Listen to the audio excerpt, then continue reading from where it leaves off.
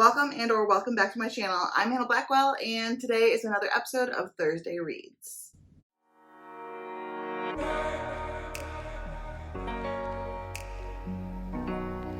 This has not been the best week, I'm just going to be honest. I feel like the theme of this week has been DNF because I DNF'd 2 books and I did have some success. And then I'm also having success though with books that I've previously DNF'd. So I'm looking forward to talking to you all about it. Before we get into it, if you haven't already subscribed to my channel, make sure you do so. Click the like button and comment down below and let me know what you've read this week. Let's keep things positive, okay? What is the favorite book that you have read this week? And we'll just go ahead and get into my week because, like I said, there's a lot to unpack. I'm going to start with the thriller because I have one thriller and everything else that I'm going to talk about for this week has been a fantasy or fantasy romance. So the first book I'm going to talk about is Reckless Girls. This is the only non-fantasy fantasy romance that I read this week, and this is by Rachel Hawkins. It's a thriller, like I said, but I didn't find it thrilling, if that makes sense. Like, I enjoyed it. I liked the island vibes. This is about a girl who, she has her boyfriend and they have this boat and they get an offer to go take these 2 rich girls to this island, and this island is supposed to be haunted or there's supposed to be like a history of cannibalism on it. And so they, I guess, are offered a large sum of money to go to this island, and they choose to go and take these girls, and it allows them the money to fix up their boat in the process. And they run into some people when they get to this kind of like empty island too. I guess thriller vibes ensue. I liked the island vibes. Like I said, I thought it was beachy and fun and summery, and I really did dig that. I liked that. But I really wasn't super into anything else. I gave this book 3 stars because, you know, I just felt like it was fine. Like, it's definitely like a low 3 stars. Like, if I wanted to be rough, I could say 2.5 stars, but I don't because, like, I just... unless something about the book really peeves me, I don't give it 2 stars. And nothing about this book peeved me. I just probably won't remember it much, other than the fact that it was fun in the element of island vibes. And I would still recommend this to people who want to read a thriller that has those summery island vibes, because it will hit that note, and it does. Other than that, though, I just don't think this is a particularly spectacular thriller that will ever be like a super memorable thriller to me. But it does the job, I guess, that it set out for, hence the 3-star rating. It was, you know, perfectly adequate and acceptable, I guess, but that's all I have to say about that. Next, I finished the 4th book in the Zodiac Academy.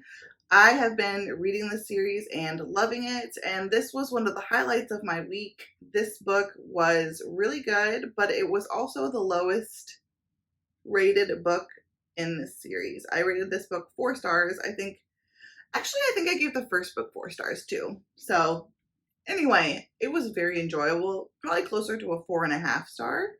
And I had a good time with this. This is a series about twins who discover that they are fae, and they're taken to the fae realm, and they find out that they are the long lost princesses. It's a bully romance between those 2 and these 4 heirs to the throne who see the girls as a challenge, and they want to destroy them before they lose their throne because their families have kind of taken over the leadership position of the realm. So it's a bully romance. Fae. It is an academic setting. I adore it. It's super angsty, and I'm not usually into the angst, but I think I'm getting more into angst recently, maybe, because usually with fantasy romance, I look for fun. But this is fun with angst, and I enjoy it. I definitely encourage anyone to try out this series if you've been kind of like intimidated by a lot of negative reviews on booktube, which I was for a very long time. still check it out because there is a reason that it is so highly rated and such a popular series among the masses. And that's because this, I think, is a really great series. I like this book, book 4. I'm looking to pick up book 5 soon if I can.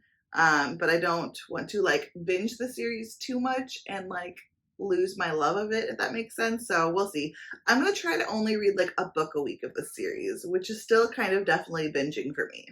Let's get into the DNFs. The first one was Children of Fallen Gods by Clarissa Broadbent.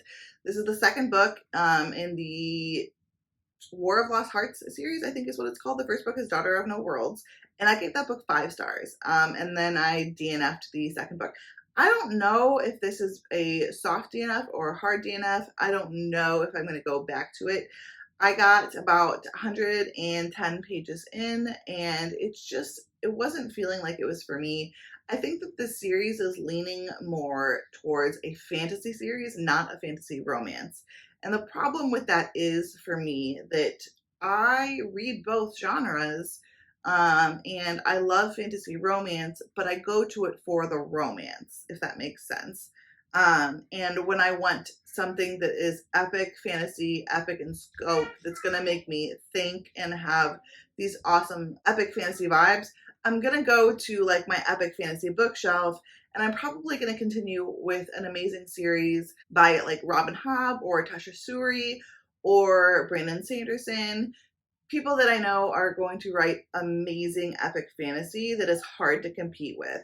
And I don't think this series can compete with the epic fantasy that I read. And therefore, I didn't see a reason to continue on if it wasn't going to hit the romance button for me. So I decided to go ahead and just soft DNF it. I'm just going to like sit on it for a while and decide if I want to go hard DNF or not. And yeah, we'll just see. I do want to try Serpent and the Wings of Night, which is another first book in a series by Clarissa Broadbent, because I've heard that it is really good and more fantasy romance, like romance forward. So I do still really want to try that one out. So the next book that I DNF'd was The Assassin's Blade by Sarah J. Maas. Now I read the first 2 books in the series, Throne of Glass and Crown of Midnight, and I enjoyed them. I think I gave both of them 4 stars, but I have been dreading reading this book, and I think it's really affecting my enjoyment of it. I've read the first short story, but I don't really like short stories, and I feel like I'm not driving towards anything by having to go back and read this, and I didn't want to start with it because I felt like it was like making me procrastinate the series. I'm just not going to read it. And I've talked to a couple other people. Like I talked to Bex from Bex Reads, and she told me that she never read it and loved the series. And honestly, like if I don't want to read it, I'm not going to. Like I get that some people have an attachment to this and think it's super important to read and this and that. But honestly, like if it's going to get in the way of me continuing the series, then I'm just going to put it down. I would like to continue with the storyline that I've already started, and I just don't care. I know enough to know there's a backstory between her and this guy, and that's all I need to know to continue on. And I think you learn more of it later on anyway, so I don't need it, and I don't want it. That's that. Like, I know that some people have very strong opinions about the necessity of reading this book, but that's good. Good for you. I don't want to read it. So I'm putting it down, and I'm fine with that. I am looking forward to continuing on in the series now that I've just decided what to do with what I felt like was a big, giant boulder in the road. And so I've hopped over it. I'm continuing on in the series. So next one for me to read is Air of Fire, and I'm looking forward to it. So for the books that I am currently reading, I am reading Ninth House by Leigh Bardugo. I don't have my physical copy in here. It's out there. So I'm just going to pop up a picture right here. I previously DNF'd this book about a year ago, and I am absolutely adoring this. I think at the time I soft DNF'd it because I was reading too many books at the same time, and I just wasn't feeling it in comparison to the other books. and so I put it down.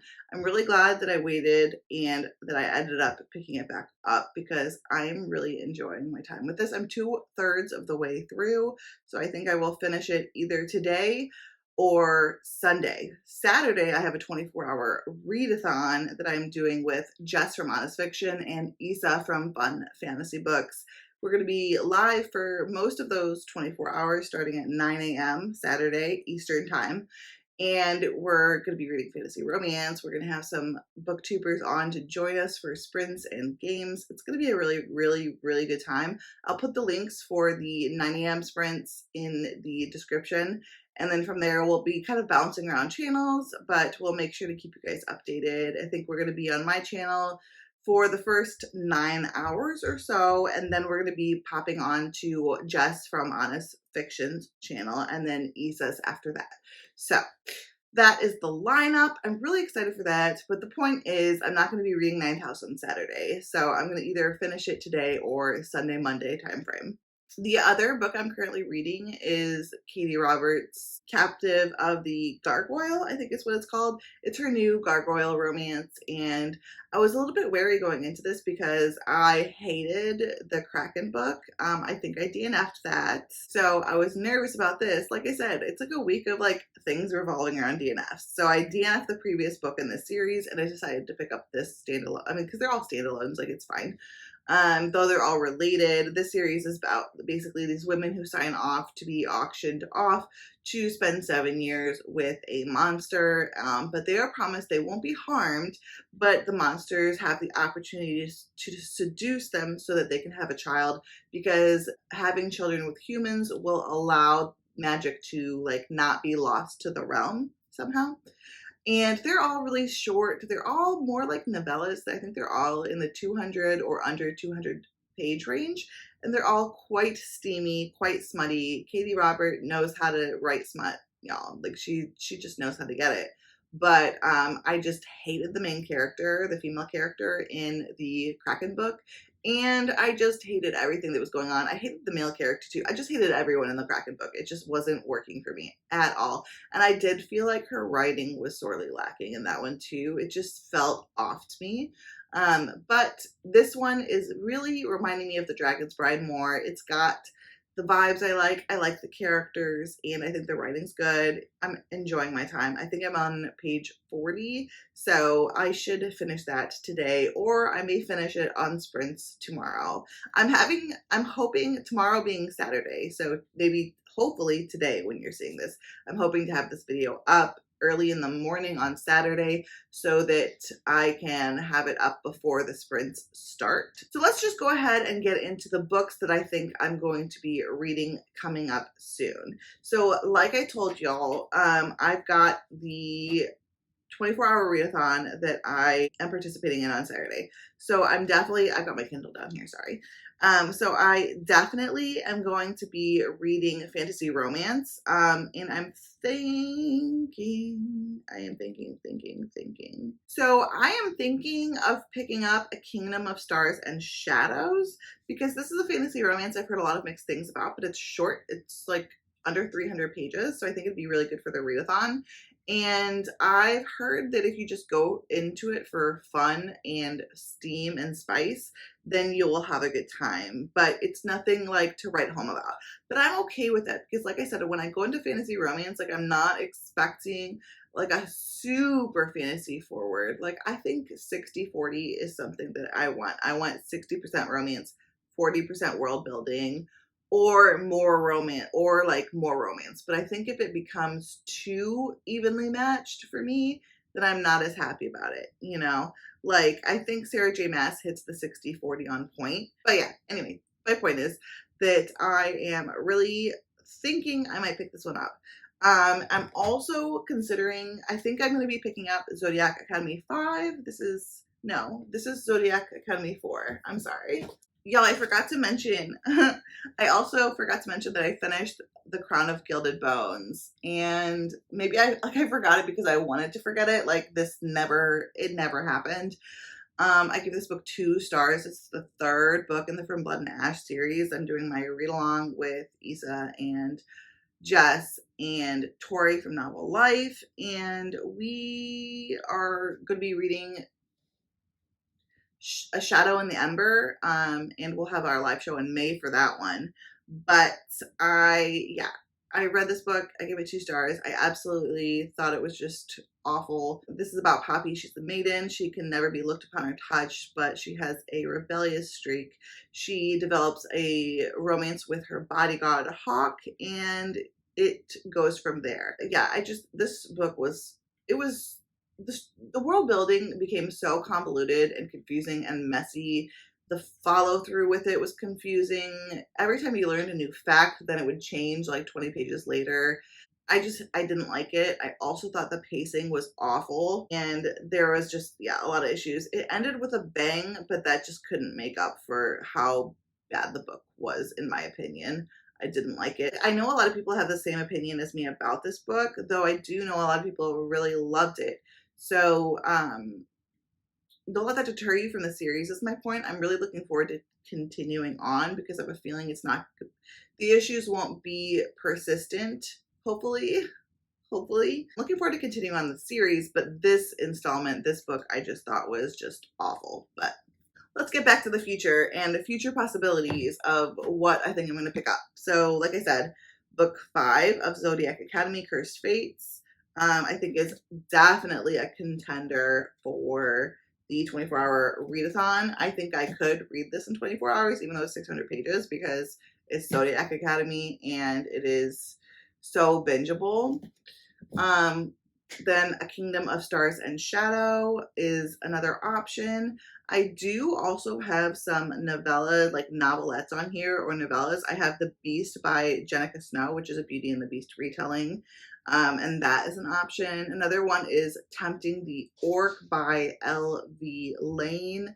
I think that one's only like 50 pages. So if I want something short, I can go. And I also have Lore Olympus, which is a really popular graphic novel. And this is a series and it's an ongoing web comic as well.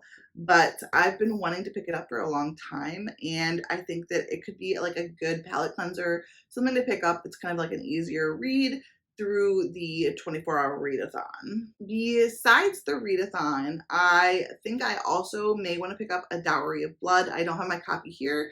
It's in my kitchen. I actually had to sit it outside in the sunlight for 12 hours because I had started it, was really enjoying it, excited about reading it, and realized that there was like a smell, and it was like a really gross like smell, and I think I might have bought it used, but it's visually a perfect copy, but I hadn't realized that there was something funky going on with it.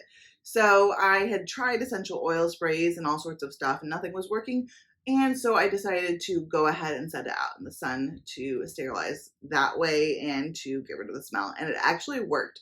So I know people like to keep their books out of the sunlight because it can affect the colors and the covers and the pages and things like that. But I didn't notice any damage visually, and I think it's a good way to deal with smell if you buy books used and there is a smell coming from them, because it happens.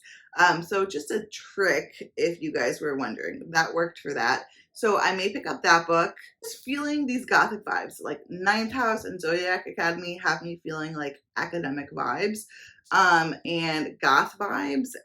So I also was considering A Sorcery of Thorns in the Library by Margaret Rogerson. I've never read anything by her before, but I've heard this is really good, and it does center around a library. So I think it could be another good option. But there you have it. Those are the books that I have read, the books that I'm reading, and the books that I think I'm going to be picking up next.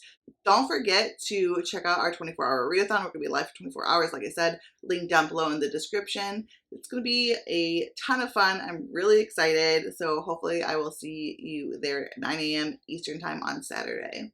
If you haven't already subscribed, I would love to have you subscribe to my channel. Click the notification bell if you want to be notified every time I post new videos. Don't forget to click the like button and comment down below with what has been your favorite recent book. And all of my social media is linked down below in the description, including my Goodreads, Instagram, and Twitter. Until next time, fellow readers, keep reading and living your best life.